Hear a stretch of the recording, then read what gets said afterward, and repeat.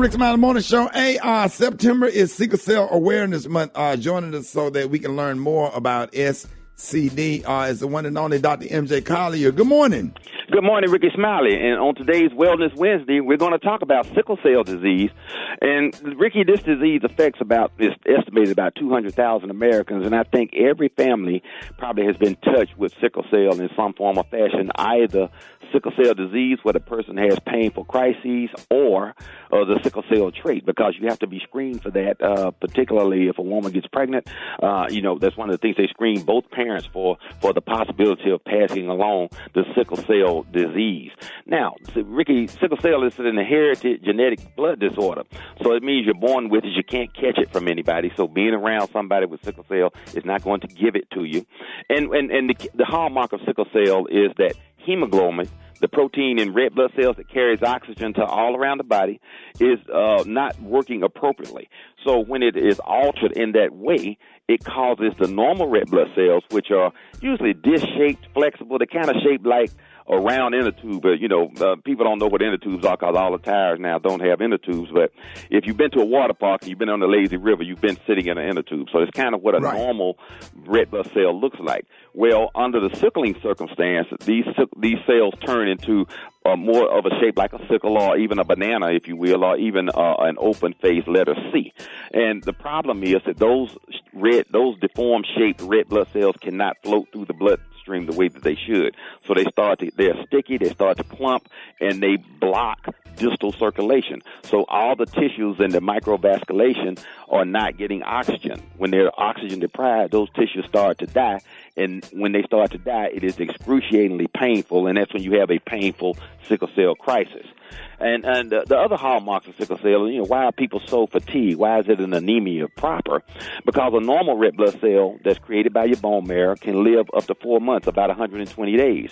But a sickle cell is fragile. It lives less than 1 month, about 20 days. And so you're constantly in a deficit as far as your red blood cell count is concerned. So you don't have enough healthy blood cells to carry oxygen around to the distal portion of your body. And on the bottom line is oxygen is the cellular food that keeps your cells healthy and it keeps them alive. And if you're not getting oxygen, those cells start to die. You start to get damage to all your peripheral organs, even your distal areas like your fingers and your toes can, have the circulation compromised.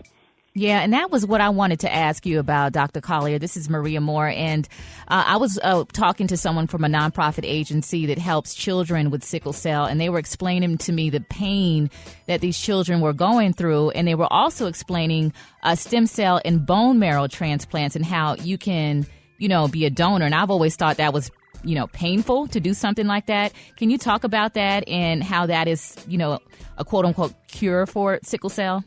That is literally the only thing that is currently curative for sickle cell. They replaced the bone marrow that creates the sickle cell hemoglobin with normal bone marrow that creates regular hemoglobin.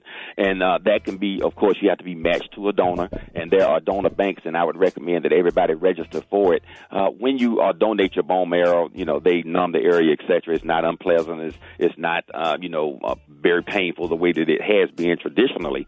So you can do that, and that can really change a person with sickle cell lives. The problem is that you described so eloquently is pain, this severe pain, particularly in young people that look otherwise healthy, because there's no test for pain. People go into the emergency room, they complain of pain, and they're ignored oftentimes. This is where you have to have culturally sensitive health care, someone who understands sickle cell, treats it, and oftentimes this pain is undertreated and people just suffer unnecessarily, or they're labeled drug seekers. Hey, Dr. Collier, before we go to the calls, what can we do to help our brothers and sisters that's suffering from this disease? Okay, one, make sure that they're under the care of someone who understands sickle cell disease, and basic things. They have to have good nutrition, they have to get rest, they have to stay hydrated, and when they have painful crises, they have to be treated appropriately. Again, there are drugs that can treat the symptoms, but the key thing is that the only curative treatment to date is a bone marrow transplant. So we need to be prepared to make our bone marrow available to somebody. It's always better when a person gets a genetically compatible bone marrow sample from someone who looks like them, and has their same background, usually sub-Saharan African, versus getting a bone marrow from someone else that you might reject. All right, you're on with Dr. M.J. Collier. Good morning. My name is Dr. Lakeisha Dickerson. I have sickle cell. I've been an advocate all my life. I was actually in the commercial for one of the medications that's used to treat sickle cell. What I would say to people who have sickle cell disease is that's your disease, and your disease does not define you. Do everything that you can to make your dreams come true and live a normal, functioning life. Oh, that's good.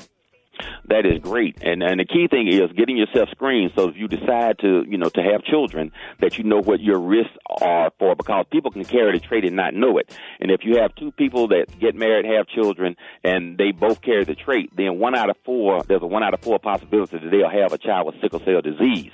Now, 2 out of the 50% of them will have the trait passed forward, and 25% of one of the children will not. So it's very important, and every time you have a baby, that risk factor continues. It's like, well, I had one with sickle cell, so the next one won't have it. That's not the way it works. Every time it's a new roll of the dice. So it's very important to get yourself screened. And I know, again, that affects so many families. I have people in my family with sickle cell trait, and so I have to give them genetic counseling about sickle cell.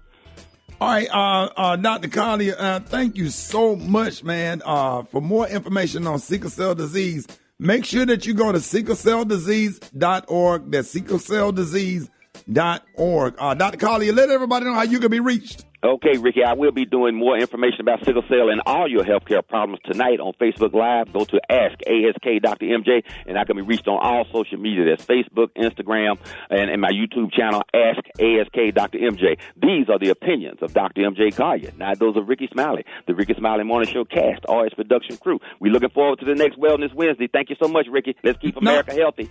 Yes, sir. Thank you, Dr. Collier.